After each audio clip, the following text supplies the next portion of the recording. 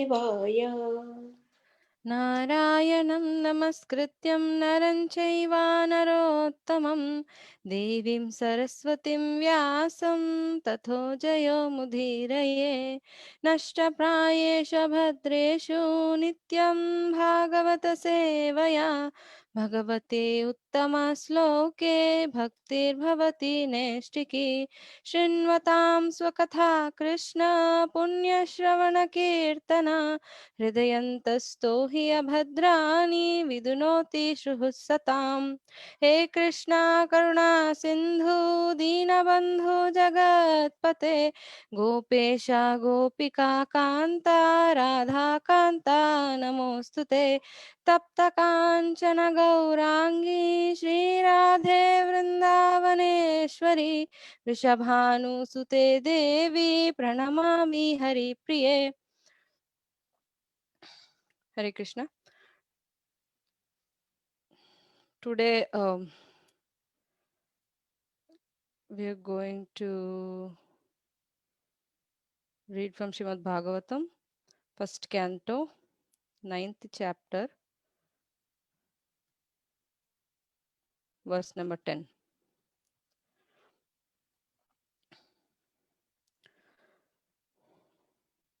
Oh, you can repeat after me.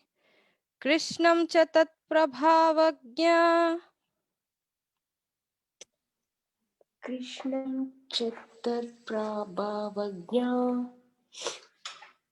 as asinam jagadishwaram असीनां जगदीश्वरम् hridistam pujayam asa हृदिस्थं हृदिस्थं पूजयामास पूजयामास maya yopata vigraham मायायोपातविग्रहम् Krishnam cha tat prabhavagya कृष्णं च तत्प्रभावज्ञ कृष्णं आसीनां जगदीश्वरम् आसीनां आशीनां जगदीश्वरम् जगदीश्वरम् हृदिस्थं पूजयम् आस हृदिस्थं दिष्टां पूजयामास पूजयामास मायायोपात्तविग्रहम् मायायोपातविग्रहम् विग्रहम् कृष्णं च तत्प्रभावज्ञा कृष्णं च कृष्णं च तत्प्रभावज्ञ प्रभावज्ञा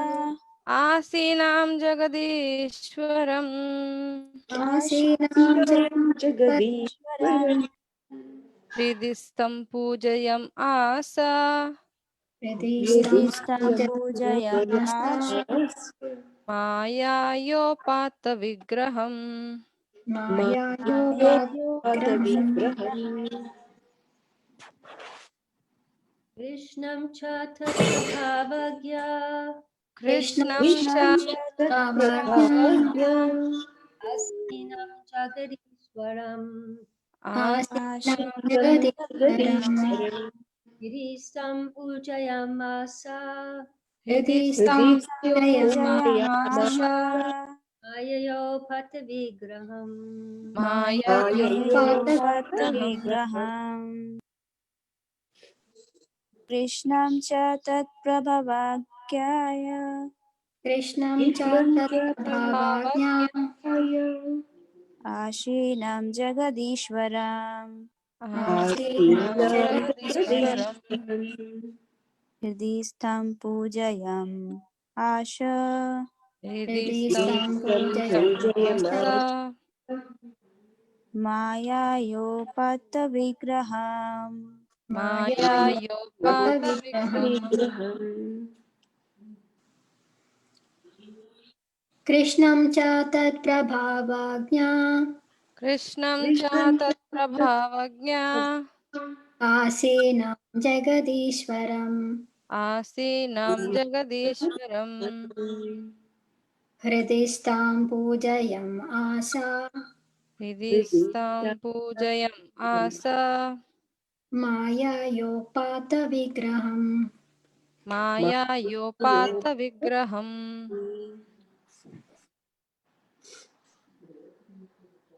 Nam cha tat prabhavagya कृष्णं च कृष्णं च तत्प्रभावज्ञा Nam Jagat Ishwaram. आसीनं जगदीश्वरम् Tam Pujayam Asa. हृदि स्थां पूजयम् आस Maya Yopata Vigraham. Maya योपातविग्रहम्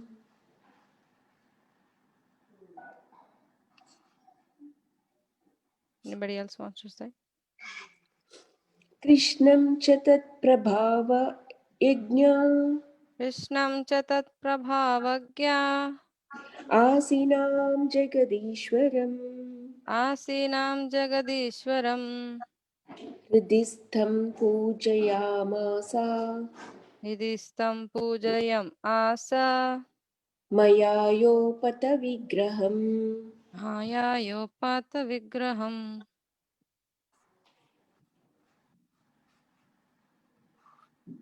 Okay, we'll do the word to word meaning. Krishnam, unto Lord Sri Krishna. Krishnam, on to Lord Sri Krishna. Cha, also. Cha, also. Tat, of him. Tat, of him. Prabhavagnya, the knower of the glories. Bhishma. Prabhavagnya, the lover of glory. The knower of the glories. Bhishma. The knower of the glories, Bhishma. Asinam, sitting. Asinam, Ashinam, sitting. Jagadishwaram, the Lord of the universe. Jagadishwaram, The the Lord of Lord the of the universe. universe. Hridistam, situated in the heart. Hridistham, Hridistham, situated in the situated heart. in the Pujayam, asa, worshipped. Pujayam Asha, worship. Mayaya, by internal potency. Mayaya, by internal potency. Upatta, manifested. Upatta, manifested. Vigraham, a form. Vigraham, a form. Translation and purport by His Divine Grace A.C. Bhaktivedanta Swami Srila Prabhupada. Srila Prabhupada ki jai. Lord Shri Krishna is situated in everyone's heart, yet he manifests his transcendental form by his eternal potency. This very Lord was sitting before Bhishma Dev, and since Bhishma Dev knew of his glories, he worshipped him. The Lord's omnipotency is displayed by his simultaneous presence in every place. He is present always in his eternal abode Golak Vrindavana, and still he is present in everyone, even within every invisible atom. When he manifests his eternal transcendental form in the material world, he does so by his internal potency. The external potency or the Maya material energy has nothing to do with his eternal form. All these truths were known to Sri Bhishmadev, who worshipped him accordingly. Hare Krishna, Sevanandini, your voice is low. Can you adjust your mic up? Can you hear now? Yeah, it's better. ॐ अज्ञानतिमिरान्धस्य ज्ञानाञ्जनशलाकया चक्षुरुन्मिलितं येन तस्मै श्रीगुरवे नमः श्रीचैतन्यमनोभीष्टं स्थापितं येन भूतले स्वयं रूपकदा मह्यं ददाति स्वपदान्तिकम् हे कृष्णा करुणा सिन्धु दीनबन्धु जगत्पते गोपेश गोपिका कान्ता राधा कान्ता नमोऽस्तुते तप्तकाञ्चन गौराङ्गी श्रीराधे वृन्दावनेश्वरी वृषभानुसुते देवी प्रणमामि हरिप्रिये वाञ्छाकल्पतरुभ्यश्च कृपा सिन्धुभ्य एव च पतितानां पावनेभ्यो वैष्णवेभ्यो नमो नमः नमो विष्णुपदाय कृष्णपृष्ठाय भूतले श्रीमते भक्तिवेदान्त स्वामिन्निति नामिने नमस्ते सरस्वती देवे गौरवाणी प्रचारिणे निर्विशेष शून्यवादी पाश्चात्यदेशतारिणे Hare Krishna. Before I speak, I want to just take blessings of His Grace Pyare Mohan Prabhu and Her Grace Jiva Mataji and all the Vaishnavas present here. So I picked up this verse because it is Bhishma Panchak. The last 5 days of Kartik are known as Bhishma Panchak or Vishnu Panchak. And I wanted to talk about the glories of Bhishma Dev, Bhishma Stuti, and the teachings of Bhishma Dev and the glorious passing away of Bhishma Dev. So first we'll see what is Bhishma Panchak. The last 5 days of the Kartik uh, are traditionally known as Bhishma Panchak or Vishnu Panchak. So here, grandfather Bhishma fasted for 5 days, these 5 days, preparing to give up his life. So in Hari Bhakti Vilas, it is said that if one is capable, one should observe fasting from certain foods on Bhishma Panchak for the pleasure of the Lord. So this is optional, but fasting should be by remembering Bhishma Dev from the day of Ekadashi until the last day, like on the Purnima, till the Purnima. So in Padma Purana, they say that one pleases the Lord and makes spiritual advancement by these austerities. So it is auspicious to follow Bhishma Panchak. You'll get some benefit out of it.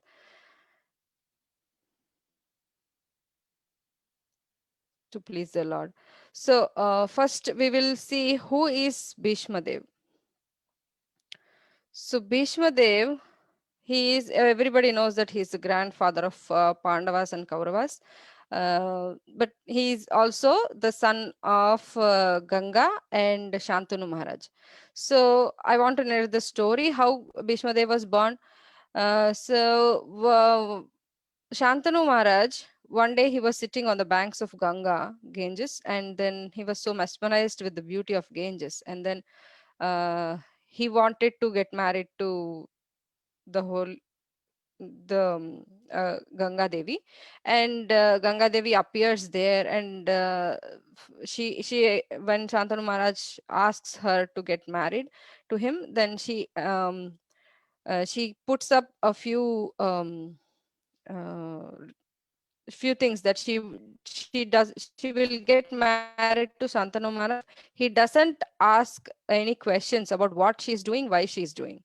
So if Shantanu Maharaj asks these two questions, then she's going to leave him and go away to the spiritual abode. That's what she told Shantanu Maharaj, and Shantanu Maharaj agreed to this, and then they got married, and then they had first son.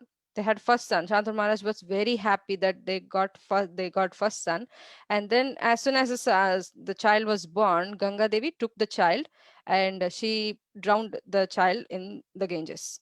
And everybody was like, oh my God, what did she do? Why did she do? But Shantanu Maharaj couldn't ask any question. So he never asked any question. She did the same thing for seven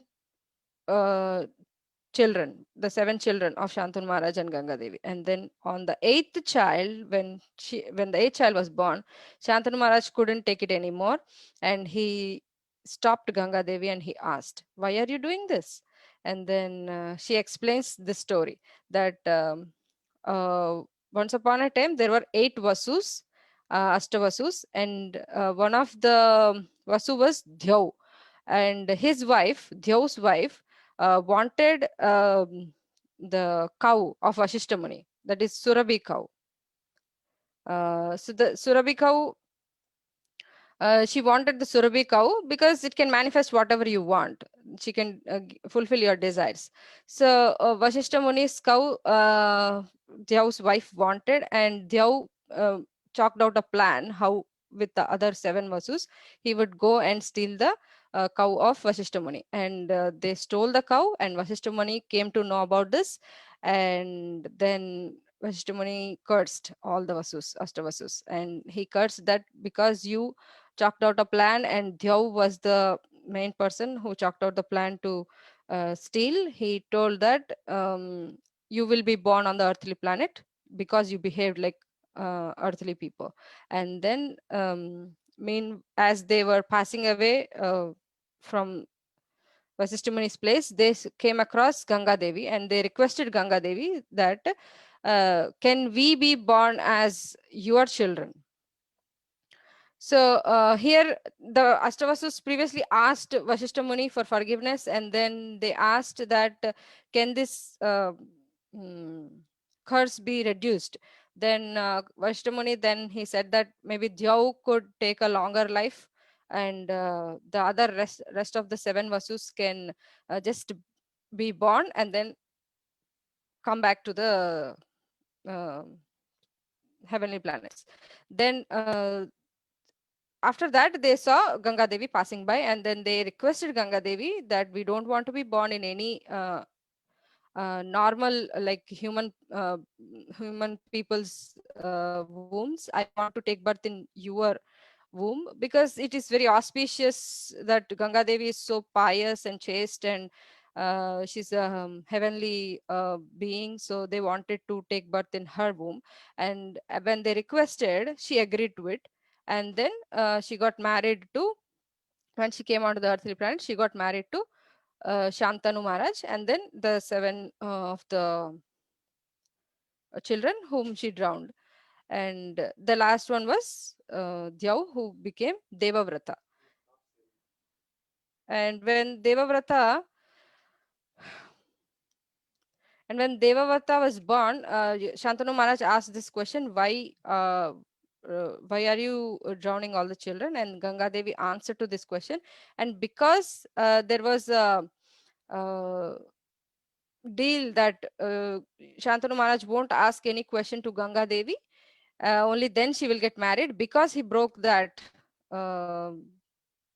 deal, Ganga Devi left along with Devavrata.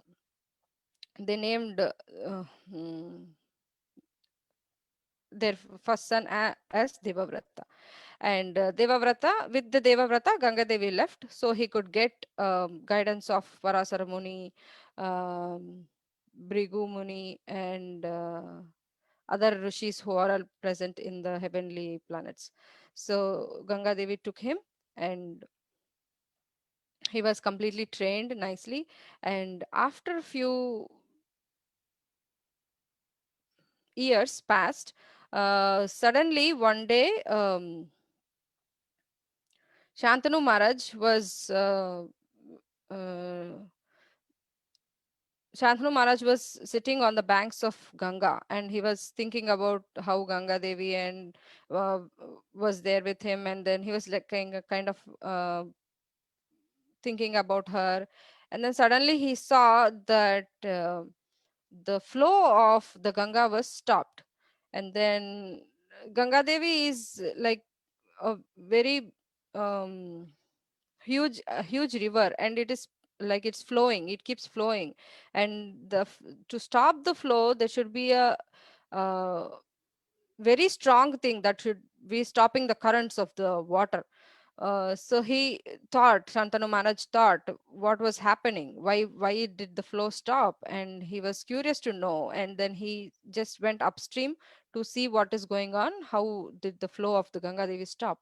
And then he saw that there was a very young, tall, and handsome gentleman who was shooting arrows, and he made a bridge with his arrows, and he stopped the flow of the Ganga.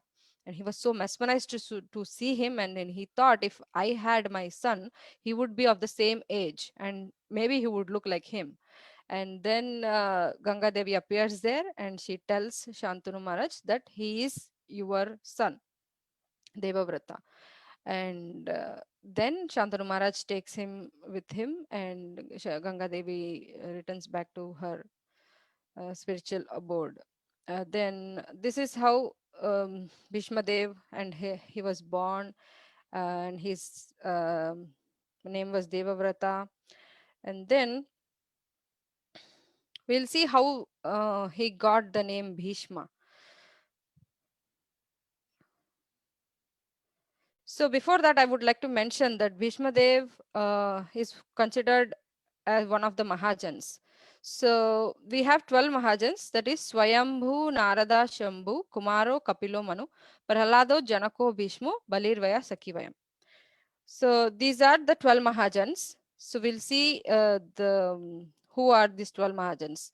Swayambhu is Lord Brahma, and then Narada Muni, Narada, Shambhu. Shambhu is Lord Shiva, and the 4 Kumaras, Sanaka, Sanatana, Sanandana, Sanat Kumara, and Lord Kapila, the son of Devahuti. This is specifically mentioned here because there are 2 Kapilas, and this Kapila who we are talking about is the son of Devahuti. And then Swayambhu Manu, Maharaj, Janaka Maharaj, father of Sita Devi, and grandfather Bhishma.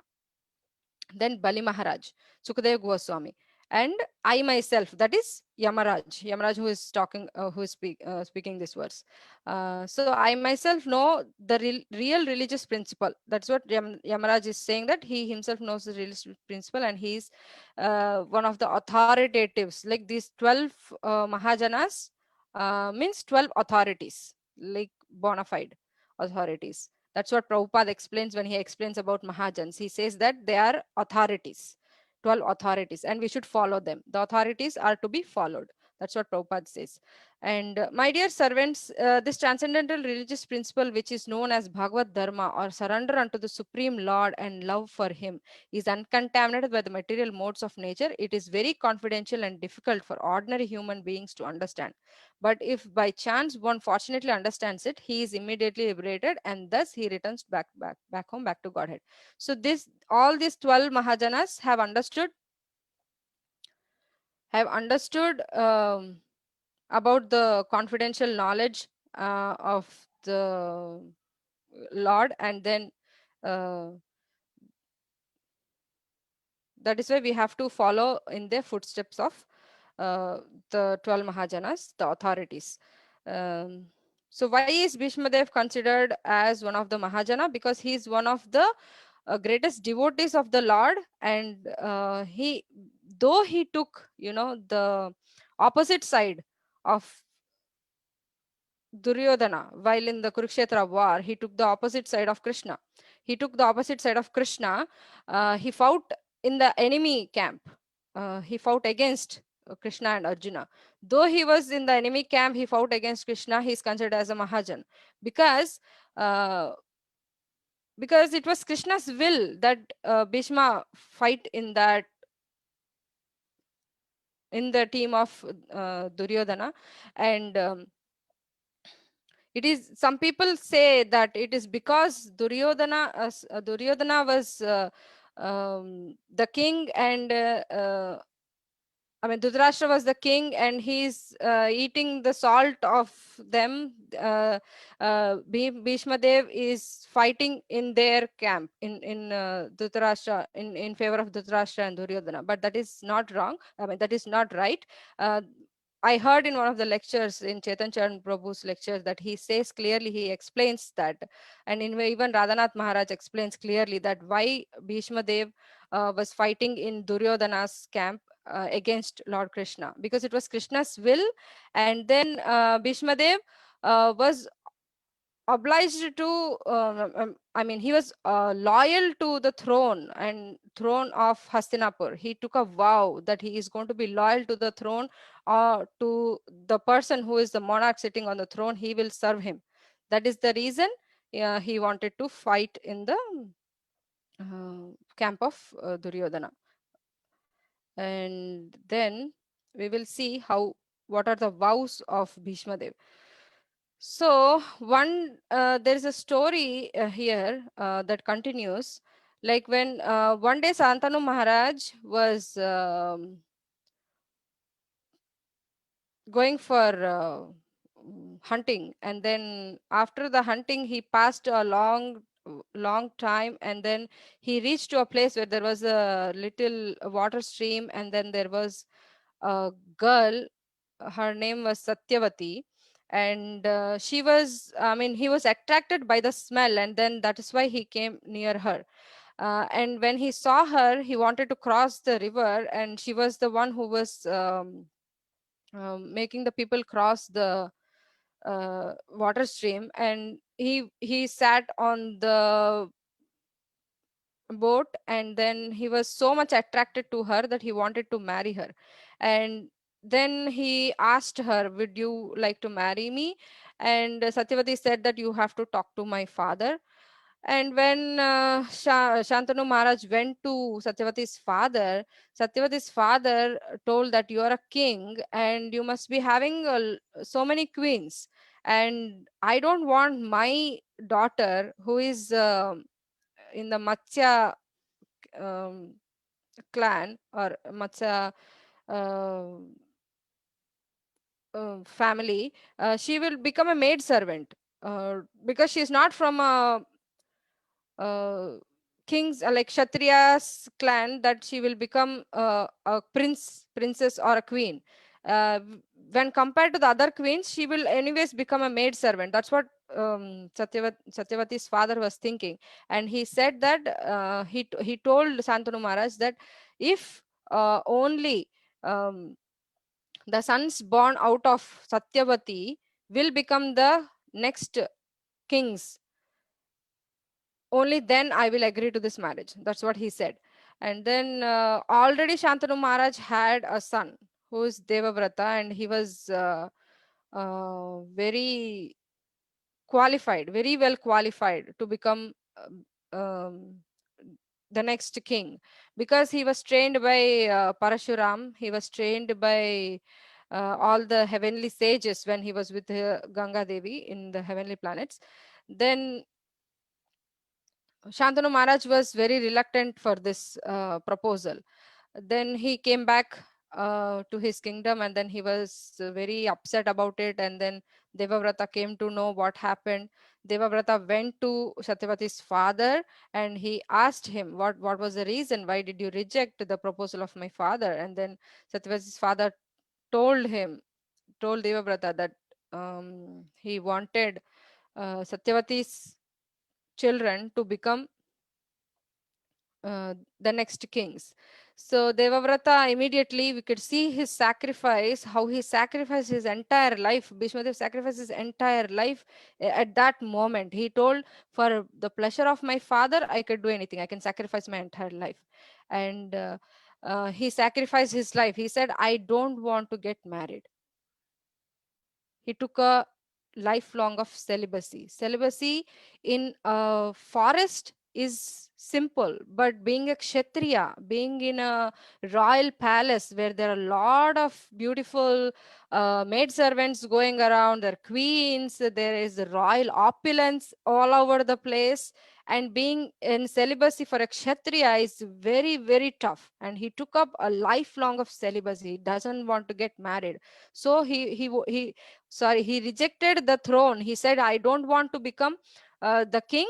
I will make sure that the children born out of Satyavati and Shantanu Maharaj only will become the uh, uh, kings. And then when Satyavati's father said that, how about if you get married and your children will be born and they will claim the throne? How about that? Then Bhishma Dev Devavrata said that I will take a lifelong of celibacy. I will not get married. I will not beget any children, and I will stay loyal to the throne of Hastinapur. Whoever is sitting on the throne, I will be loyal to them. I will guide them and I will be loyal to them. That's what he took a vow. And after listening to this vows, the heavenly beings started showering flowers on Bhishma, and they said, Bhishana, Bhishana, Bhishana. That means a terrible, terrible vow, terrible vow. A person who can take a terrible vow and fulfill it to the complete is known as Bhishma. That's how Devavrata got his name as Bhishma. So he rejected the throne, and he said that he want to be loyal to the monarch, whoever is ruling on the throne, and he took up a lifelong of celibacy. So we talked about the vows of Bhishma Dev, his sacrifice, his entire life he sacrificed his father, and he wanted to just keep his father happy, to see his father happy. In this times, in nowadays, we can't see this kind of kids anywhere. Like, for the happiness of a father, can we see any son who can, simply sacrifice their entire life? They'll just say, do whatever you want. I just don't want to do it. I don't know. I don't want to do anything for you. I want to see how I can be pleased, how I can be satisfied for myself, not for the father.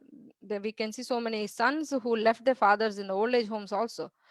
So it's very difficult to see these kind of people nowadays. But Bhishma was Bhishma. He took a great vow, and then he fulfilled it. He fulfilled it to the most. And then we can see the commitment of Bhishma Dev. So the commitment of Bhishma Dev, how he fulfilled his vows, we will see that also. So next in the story, what happens is Shantanu Maharaj and Satyavati, they both beget two children. One is Chitrangada and the other one is Vichitravirya. Chitrangada, the name Chitrangada is like there is another person called Chitrangada in Gandharvas. So this Chitrangada, who is the son of Satyavati and Shantanu Maharaj, he was also very great warrior. He fought so many wars, and then he was so what can I say? He was a great king, I mean, great prince. He was a great prince, and he couldn't, the Gandharva who was the Chitrangada in the heavenly planets couldn't see his prowess and his, what do you say? His good name and name and fame and everything. So that Chitrangada told that I want to fight with you. I want to see how great you are. And then Bhishma Dev, though he was there as an elder brother, uh, he could take up the war, but then he could have taken up the challenge of the Gandharva Chitrangada. But then Chitrangada told that is all right, I can handle him and I will try to take up this challenge. You don't have to take up this challenge for me. And Chitrangada fought against that Gandharva Chitrangada. And then finally this Gandharva Chitrangada killed Chitrangada, the son of Satyavati and Shantanu Maharaj. And then Vichitravirya was left. Vichitravirya was the age of getting married, and he was not that strong like Chitrangada. So Bhishma Dev went to Kashiraj's kingdom, where there was a pratha that Kashi, the daughters of Kashi kingdom would come to Kuru dynasty. They would be getting married in Kuru dynasty. So at this point, when it was time of Vichitra Virya to get married, Kashiraj didn't think about Vichitra Virya to get his daughters married to Vichitra Virya. So Bhishma Dev was angry and he went to get the three daughters of Kashiraj, that is Amba, Ambika, and Ambalika, all the three. And he fought rigorously with all the kings present there, and he killed most of them. And then he left Shalva. Shalva was somehow saved, and he brought back Amba, Ambika, and Ambalika, all the three of them, to get married to Vichitravirya. And when he bought all the three of them, Amba, who was already in love with Shalva, she was unable to tell it that at that moment when Bhishma Dev was so furiously fighting and getting the three princesses to Hastinapur. And then after she reached Hastinapur, when she got time to talk to Bhishma Dev, she told that, see, I am in love with Shalva. I wanted to marry him, and it was all arranged in the Swayamvara that I will get married to him. But because of your interference, I came here. Now I can't marry Vichitravirya because I don't love him. I love somebody else. And then Bhishma Dev thought I did a terrible mistake, and then he wanted to rectify his mistake, and he he sent away Amba to Shalva. And then Shalva rejected Amba, and then it was like Shalva rejected Amba, and then Amba came back again to Bhishma Dev. And she said that, see, Shalva rejected me just because I was being taken away by you to another kingdom, and he can't accept me again back. It is against his rules. Shalva is a great king by himself, and he didn't want to show a wrong path, or he had his own theories and principles which he wanted to follow, and then he rejected Amba, and she was finally had nowhere to go. And when she had nowhere to go, she went to Bhishma, and Bhishma said that I have a vow that for a lifelong of celibacy, I can't get married to you. And when Amba was rejected by Bhishma also, then Amba was so upset, and then she started tapasya. She wanted tapasya, and that is a whole different story from there.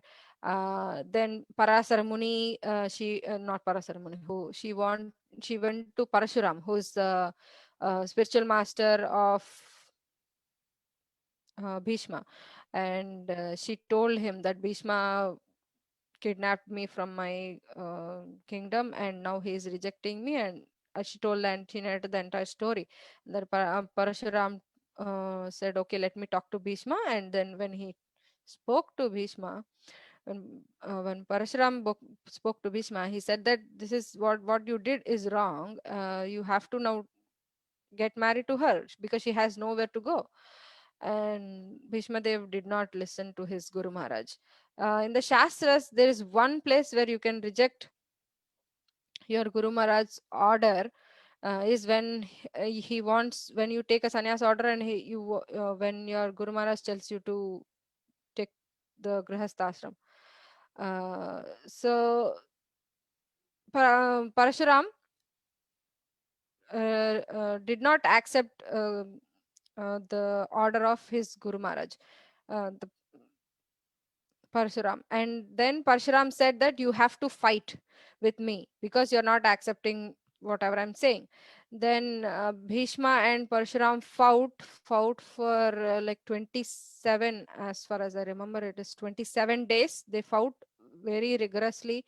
There was a very big battle in Kurukshetra only they fought. And on the 27th day, Parashuram gave up. He gave up. Bhishma got one weapon. If he uses that weapon, Parshuram will be no more.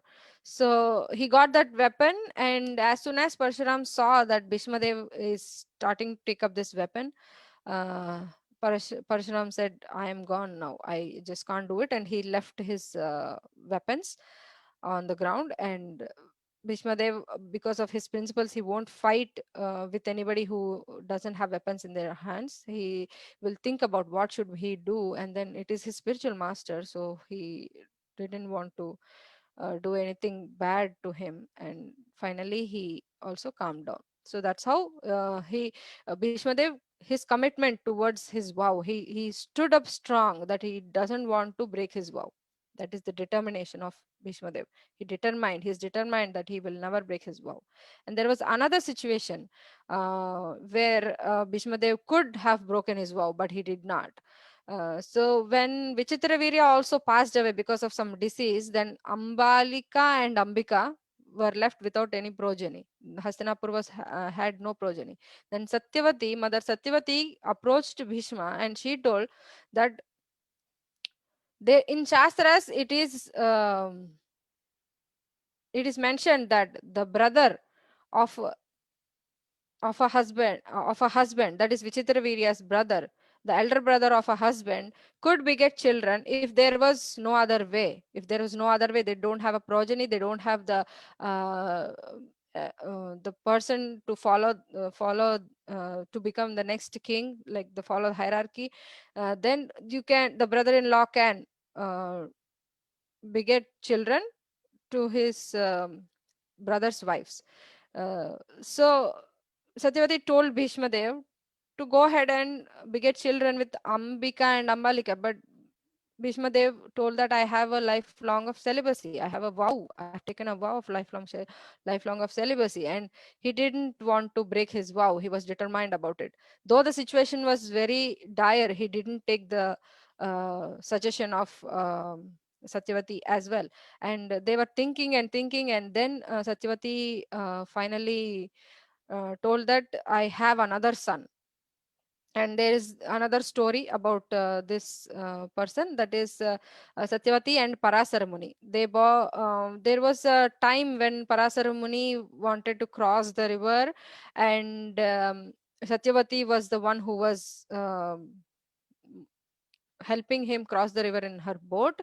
And it was a time when Parasara Muni saw in the sky that there was very auspicious signs, and there could be a very this could be a very nice time for a great soul to appear, and Krishna from within, the Paramatma within, has provoked him to become an instrument for this great scenario, all the scenario, like where Vyasdev could be born, and Parasara Muni requested Satyavati, and Satyavati said that how can I beget a kid, because I am a Kanya and I don't want to lose my virginity by giving birth to a child. And how about the social norms? Everybody is going to be uh, talking differently and I won't get married. And she had so many doubts, and then Parasar Muni said that don't worry, uh, and he just created a cloud, uh, mist, like a mist around the whole situation, and then Satyavati gave birth to the child, and he grew up immediately. He became that is Vyasadev. He became a young man immediately. Like he was not born like a small baby and it took so many years for him to become a young man. No, it was like Parasar Muni, no, sorry, the Satyavati gave birth to Vyasadev, and he became a young 21 years old young man, and then he left from there. The whole scenario was done within a couple of hours, or couple of hours. And then that Vyasadev, Satyavati told this story to Bhishmadev, and they asked Vyasadev to beget kids with Ambika and Ambalika. So that is how the vow of Bhishmadev was still not broken. He was still determined to stay committed to his vow of lifelong of celibacy.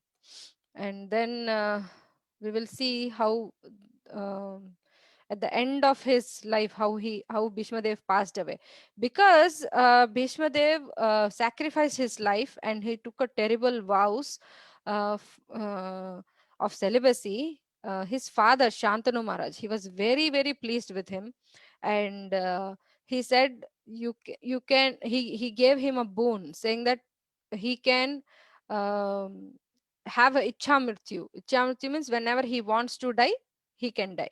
Nobody can kill him until he wants to die.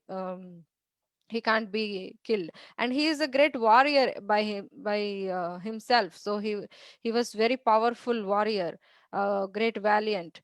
So Bhishmadev,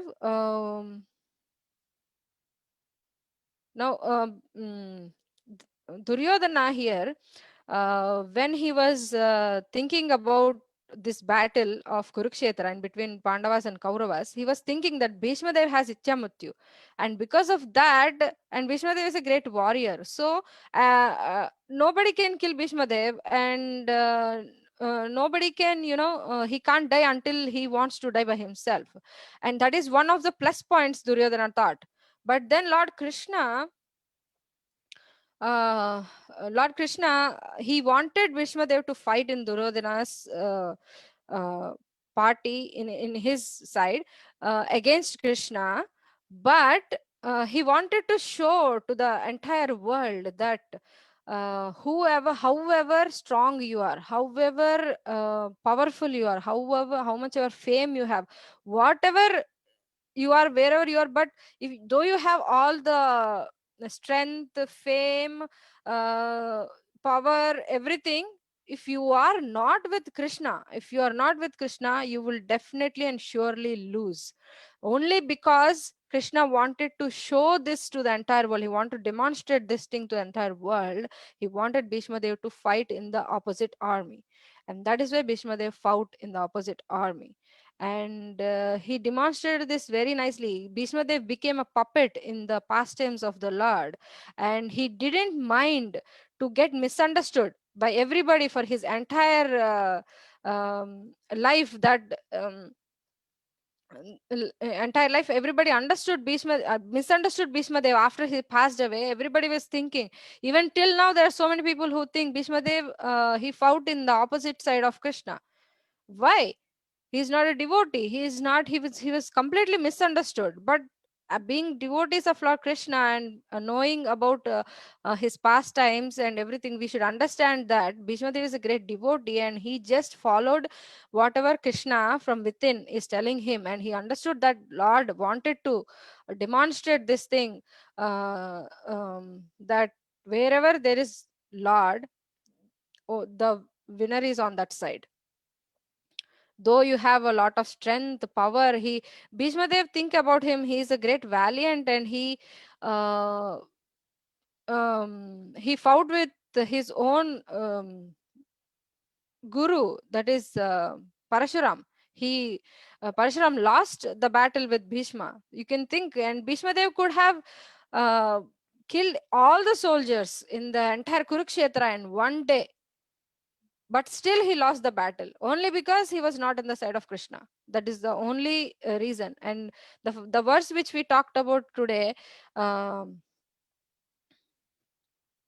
verse which we talked about today, here Prabhupada explains that Lord is omnipotent, and he is present everywhere, and his eternal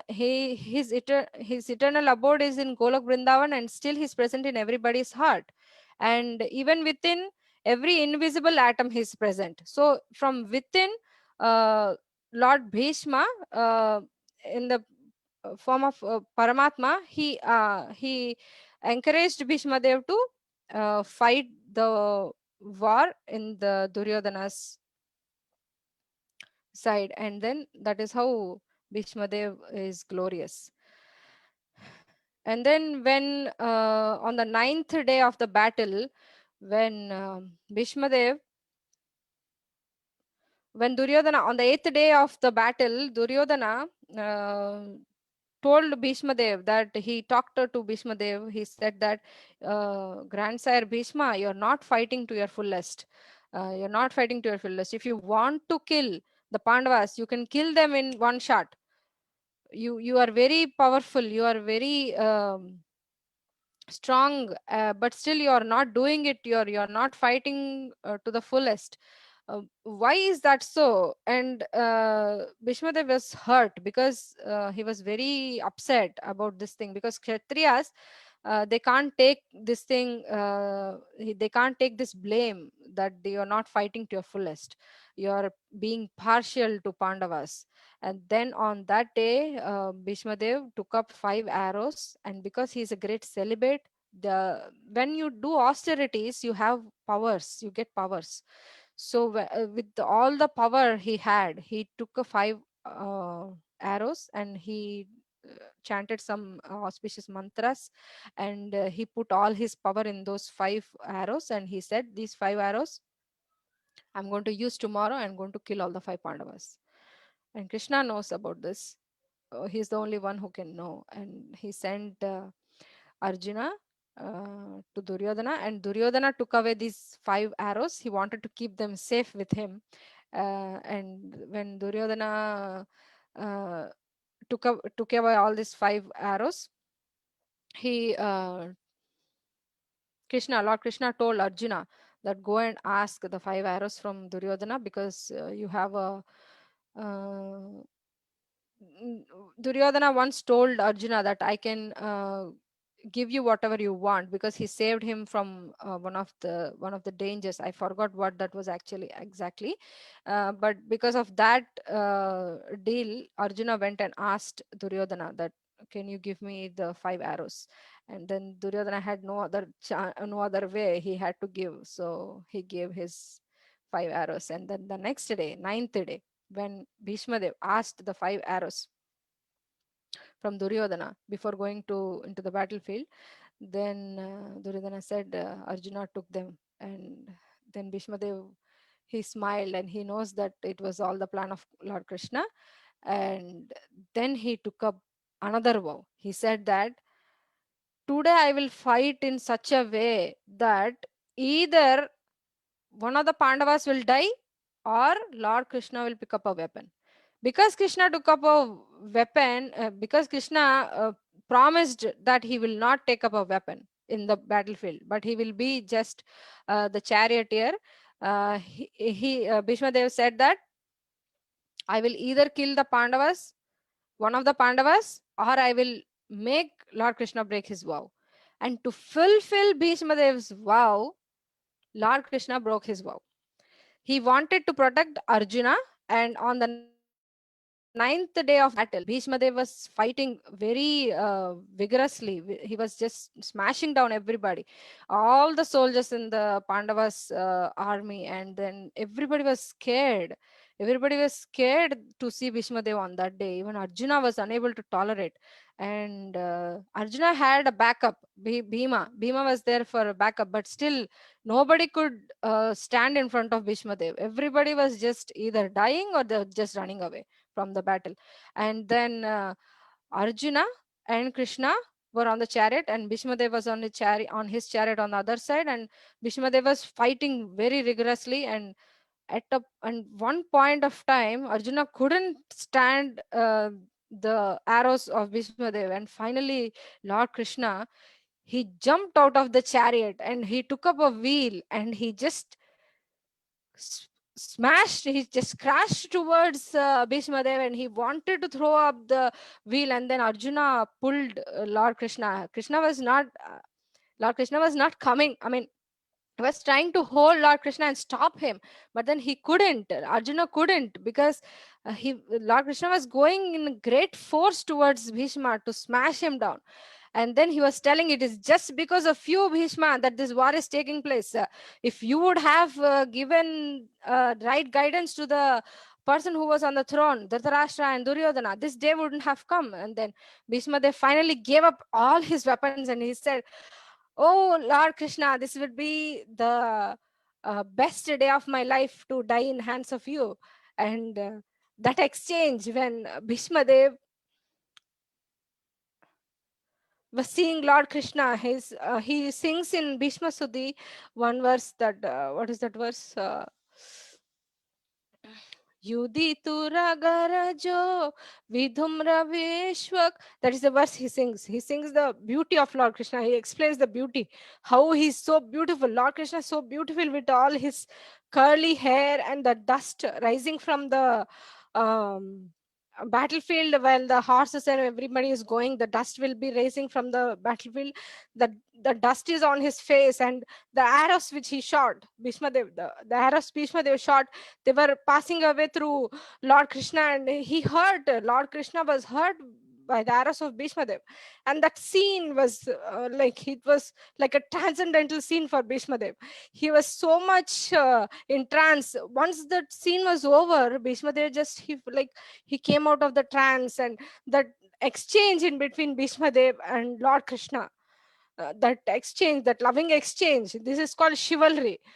Bhishma Dev and Lord Krishna wanted to experience this chivalry rasa. There are 5 primary rasas: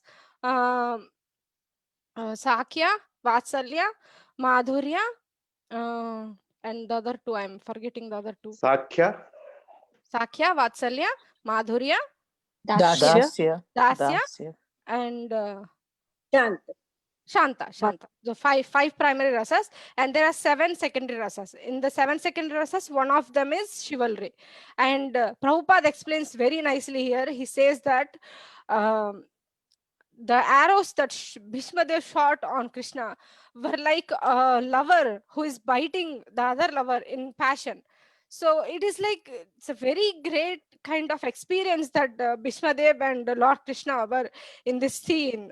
And then once the scene was all completely over, Bhishma Dev came out of this trance, and he's remembering this Krishna in his death, when he was on the bed of arrows. He was completely shot, and then what happens is Krishna tells previously that we will bring Shikhandi in front, and from the back of Shikhandi, Arjuna will shoot arrows. Arjuna was very reluctant. He didn't want to shoot arrows towards his grandson, his grandfather. He just can't shoot him. But still he did it because Bhishma Dev himself told, when Pandavas asked Bhishma Dev, how can we kill you? Then Bhishma Dev told that if there is a woman in front of me, I will not pick up any weapons. And Bhishma Dev thinks Shikhandi is a woman because she was a woman by birth, and even in the past life she was Amba. So then Arjuna, when he shot arrows, there was no space on Bhishma Dev's body. There was no space, even no two fingers could fit, and he finally he fall down. Bhishma Dev, the great warrior, he fall down, and then on the bed of arrows he was staying. Sorry, I'm getting emotional.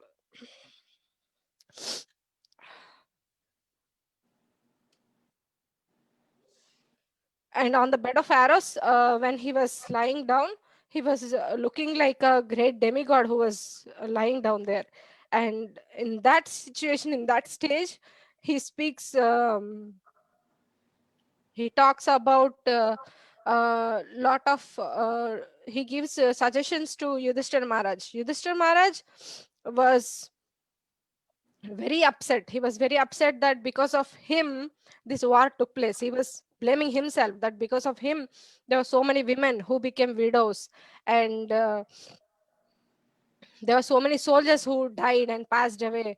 And he was very upset. He didn't want to, he was not getting peace in his heart by whatever means. Like Krishna was trying to explain it to him, he was unable to, I mean, he was still not getting, finding peace. There were so many rishis and munis present in Hastinapur, but they were also trying to explain to him, but still he was not finding peace. And then here Lord Krishna wanted to glorify or to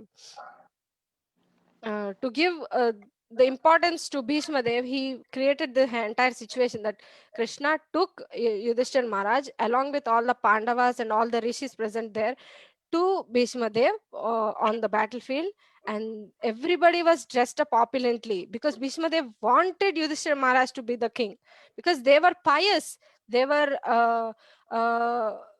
following the dharma, they were following all the rules and regulations, they were not wrong in any way, Pandavas were not wrong in any way, and they were the rightful princes to hold the throne. Yudhishthira Maharaj was the rightful person. So he wanted Yudhishthira Maharaj, he was looking for that one point.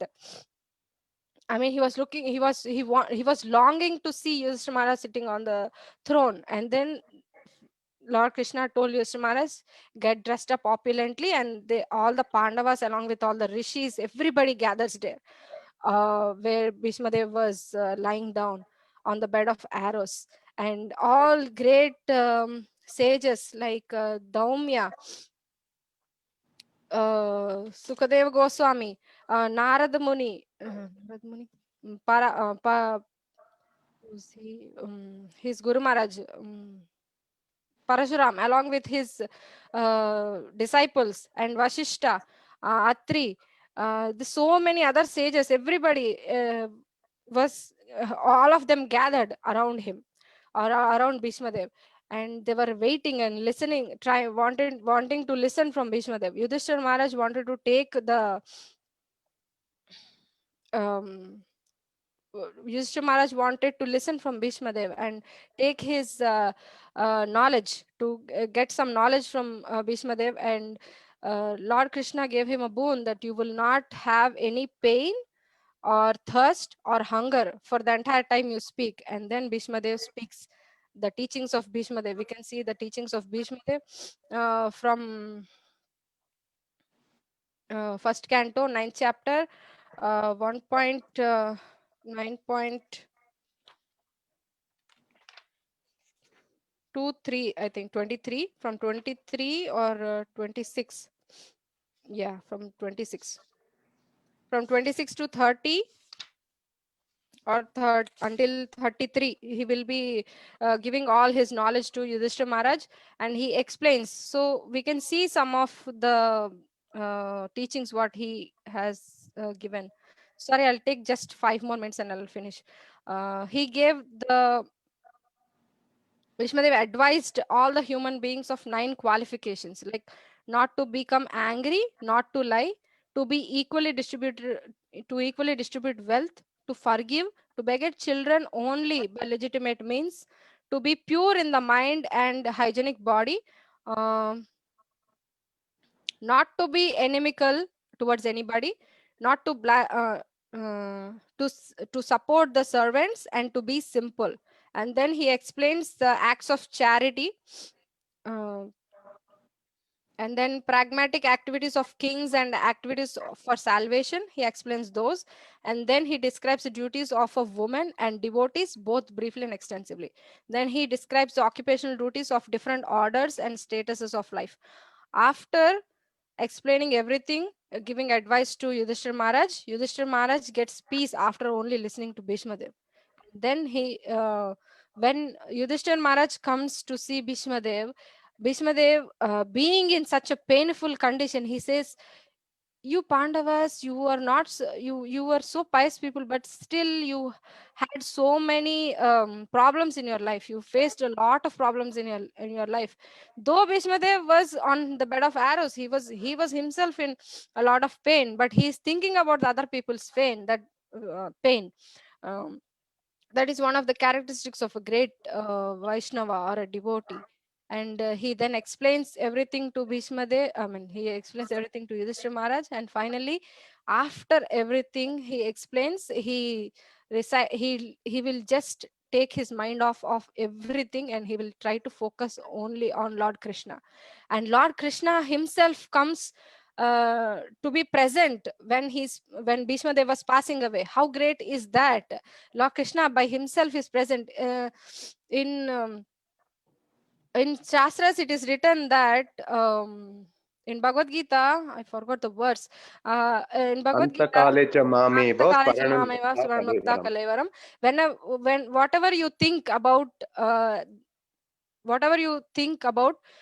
when it is time to pass away, when you are passing away from this body, whatever you think, you will reach that stage or that place. That's what Lord Krishna explains in Bhagavad Gita. So the exact situation right now with Bhishma Dev is Lord is present in front of him, and Bhishma Dev finally just he clears up all his mind here and he just keeps thinking, and his eyes are wide open, and he sees Lord Krishna in front of him, and finally he passes his last breath. That's how every Vaishnava wants to pass away their life, like in front of Lord Krishna or in thoughts, thinking about him. So next we can I have Prabhupada explains so many verses in one of the purports when he is explaining the chapter glorious passing away of Bhishma Dev. That is, one is Antakale cha mamaiva smaranmukta kalevaram yaprayati samadbhavam yati nasyata samshaya yam yam vapi smaranbhavam tyajyante antakalevaram tam tam evat kaunteya sada tadbhava bhavitah. Tasma sarveshu kaleshu mamanusmar yuddhaya cha mayarpita manobhuddhir mam eva ishyase asamshaya. 3 verses. He explains like from 8.5 to 8.15. All the verses talk about the same thing. So I just took only the 3 verses. Now, anybody has any questions or comments? I would like to stop here. Sorry, I got so emotional. No, very nice. Very nice. I just want, I was reading yesterday Niranjan Maharaj Nectar of Lockdown. And while he was doing his exercises, he was listening to Srila Prabhupada. And this prayer really drew his attention, how simple it was and how wonderful and sublime it was. And I think he was saying at the end of one's life, what one should say. And this is the prayer Srila Prabhupada simply said, whatever was possible for me, I have tried to execute. Now this is the last stage. You do whatever you like. That's all. So simple. And Niranjan Maharaj adds, Krishna, you do whatever you like, but somehow let me remember you at the last stage of my life. But Srila Prabhupada's prayer is so simple, whatever was possible for me, I have tried to execute. Now this is the last stage. You do whatever you like. That's all. Very nice, Mataji. Thank you for sharing. Hare Krishna Sevanandini. I know it's we crossed that time, but still I would like to listen your Bhisma Shruti, the way you sing. I hope everyone also like it, because I heard once you know, if everyone is okay, then she can No, sing. please, I would like to Yes, listen. Prabhu, we are allowed to hear her sing. Mhm. Give me 1 second. I will take the.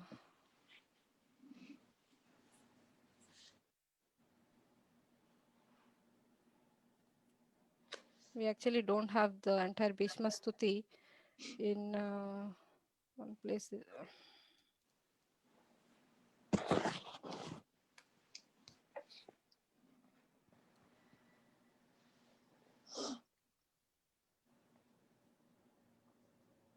Okay.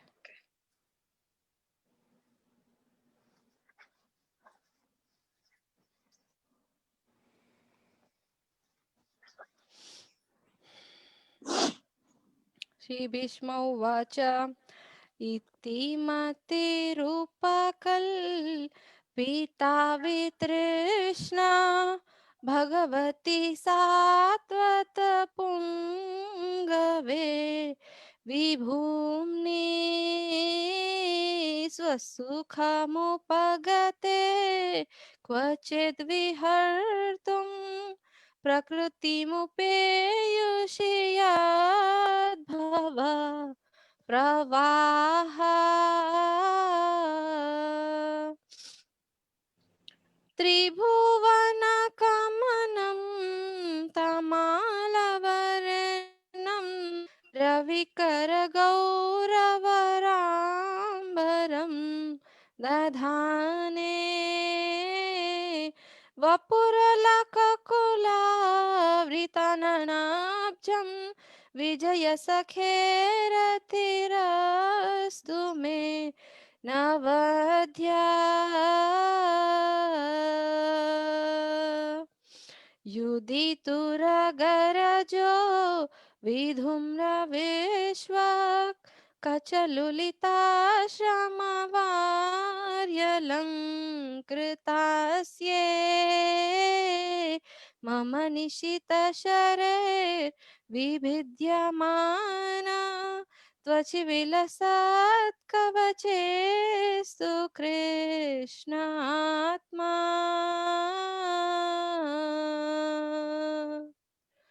सपदसखिवचो निशम्य मध्ये निजपरयोर्बलयोरथं निवेश्य स्थितवती परसैनिकायुरक्ष्णा कृतवती पार्थसखेरथिर्ममास्तु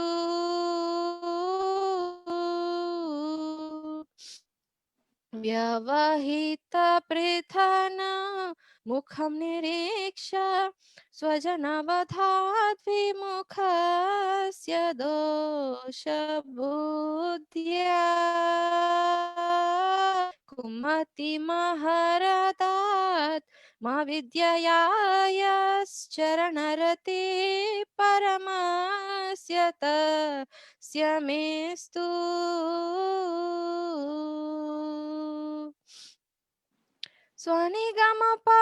स्वनिगमपहाय मत्प्रतिज्ञा मृतमतवा कृतवा Pluto रथस्थ धृतरथचरणोऽभ्ययचलत्कुर् हरिरिवहन्तुम् हम गतोऽन्तरीया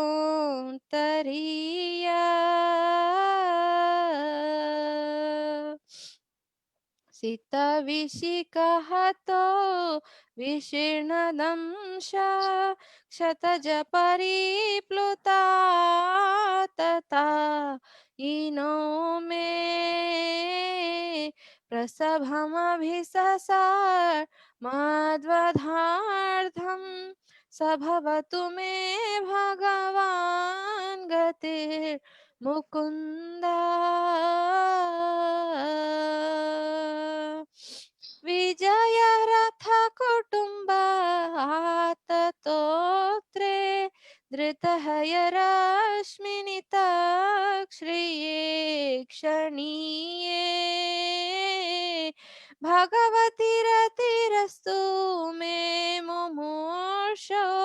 यमिह निरीक्ष्य गता यमिहं निरीक्षयता गता स्वरूपम्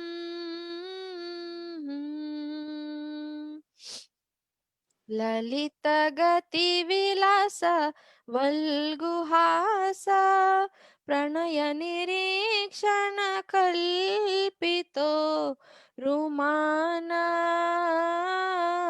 कृतमनुकृतवत्य उन्मदान्धा प्रकृतिमगं खिलयस्य गोपवद्वा मुनिगणनृपवर्य सङ्कुलेन्त सदसि युधिष्ठिरराजसूयेषाम् अर्हनमुपपेदईक्षणीयो मम दृशि गोचर एषः विरात्मा तमिममहमजं शरीरभाजां हृदि देष्टितमात्मकल्पितानां प्रतिदिशमैव नदार्कमेकं समधिगतोऽस्मि विभूतभे नमोह इति मतिरूपकल्पिता वितृष्णा Bhagwati Satvata पुङ्गवे विभूम्नि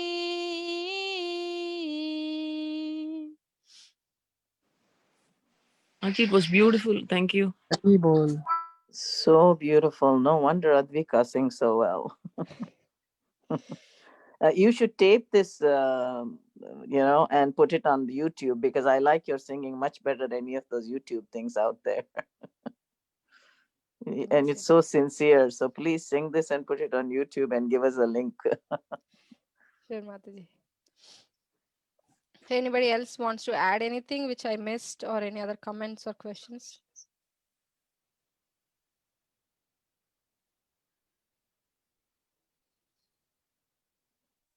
No, this was beautiful.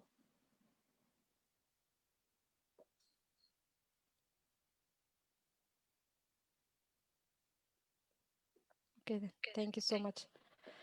Hare Krishna. Krishna, Vancha Kalpataru.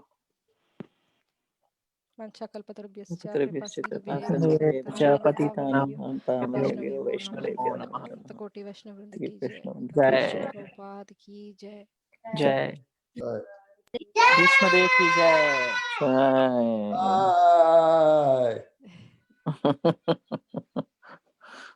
Like your jai, Pyari. How do I get hold of you? Pyari Prabhu, do you have any comments? No, but I really liked your chanting. I also think you should do it. And maybe your daughter can dance while you chant. You should tape it and put it as a link, please. I want that. Sure, Mataji. Thank you.